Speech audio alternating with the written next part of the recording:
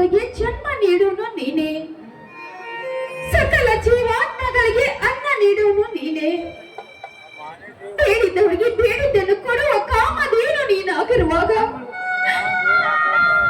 ನಾನು ಏನು ಅಪರಾಧ ಮಾಡಿದ್ದೇನೆಂದು ನನಗೆ ಈ ಶಿಕ್ಷೆ ನೀಡಿದೆಯವ?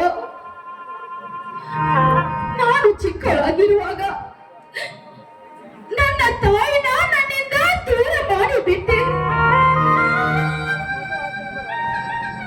ನಾನು 3 ವರ್ಷದವಳಾದ ನಂತರ ನನ್ನ 2 ಕಣ್ಣುಗಳನ್ನು ಕಸಿದುಕೊಂಡು ಬಿಟ್ಟೆ.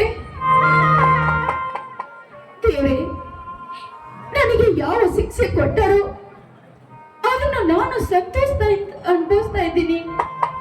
ಆದ್ರೆ ನನ್ನ ತಂದೆ ನಗು ನಗುತ್ತಾ ಕಾಲ ಕಳೆಯಬೇಕಾದ್ರೆ ಬೇಗ ನನ್ನ ಅಕ್ಕನಿಗೆ ಒಂದು ಒಳ್ಳೆ ವರ ಸಿಕ್ಕು ಅವಳ ಮದುವೆಯನ್ನು ಅತಿ ವಿಜೃಂಭಣೆಯಿಂದ ಆಗುವಂತೆ ಮಾಡು ದೇವ. ನಿನಗೆ ಕೈ ಮುಗಿದು ಬೇಡಿಕೊಳ್ಳುತ್ತೇನೆ.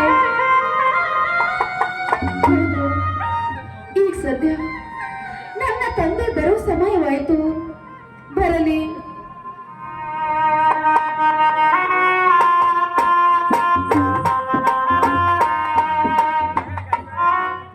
ಮಗು ಸಾವಿತ್ರಿ, ದೇವರ ಪೂಜೆ ಮುಗೀತೇನಮ್ಮ?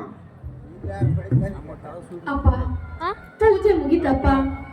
ಅಪ್ಪ, ನೀನು ಕೂಡ ದೇವರಿಗೆ ನಮಸ್ಕರಿಸಿ ದೇವರ ಪ್ರಸಾದವನ್ನು ಸ್ವೀಕರಿಸಿ ಹೋಗಪ್ಪ.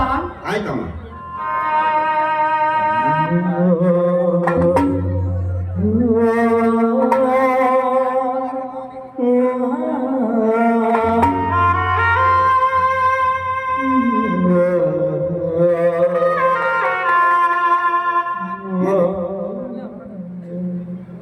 ದೇವರಲ್ಲಿ ಏನೆಂದು ಬೇಡಿಕೊಂಡಿಯ ಮಾಡಿ? ಅಪ್ಪ, ನನಗಾದ್ರೂ ನೀನ್ ಬಿಟ್ರೆ, ಅಕ್ಕನ ಬಿಟ್ರೆ ಬೇರೆ ಯಾರಿದಾರಪ್ಪ? ಹೌದಮ್ಮ.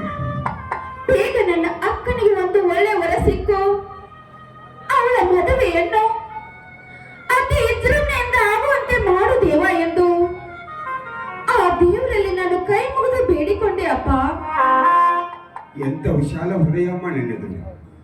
ಅಮ್ಮ, ಮಗು ಸಾವಿತ್ರಿ, ದೇವರು ನಮಗೆ ಸಾಕಷ್ಟು ಸಿರಿ ಸಂಪತ್ತು ಕೊಟ್ಟರು ದೇವರು ನಿನಗೆ ಅನ್ಯಾಯ ಮಾಡಿದನಮ್ಮ.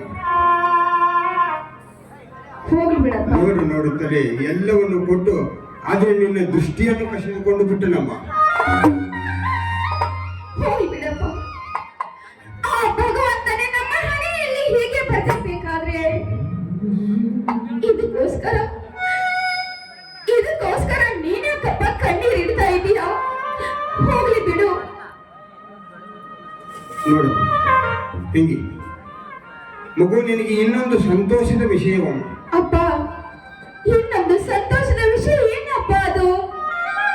ನೋಡಮ್ಮ, ಇಂದು ನಿನ್ನ ಅಕ್ಕನನ್ನು ನೋಡಲು ಬರುವವರಿದ್ದಾರೆ. ಹೌದೇನಪ್ಪ? ಹೌದಮ್ಮ. ಅಪ್ಪ, ತುಂಬಾ ಸಂತೋಷ ಆಯ್ತಪ್ಪ. ಹೌದಮ್ಮ, ನಿನಗೇನು ಸಂತೋಷವಾಯಿತು. ಆದ್ರೆ ಅಪ್ಪ, ಆದರೆ ಎಂದು ಮಾತು ಅರ್ಧ ಯಾಕೆ ನಿಲ್ಲಿಸಿ ಬಿಟ್ಟಿಯಪ್ಪ? ಮಗು ಬೀಗರು ಬಂದಾಗ ನೀನು ಹೊರಗೆ ಬರಬಾರ್ದಮ್ಮ.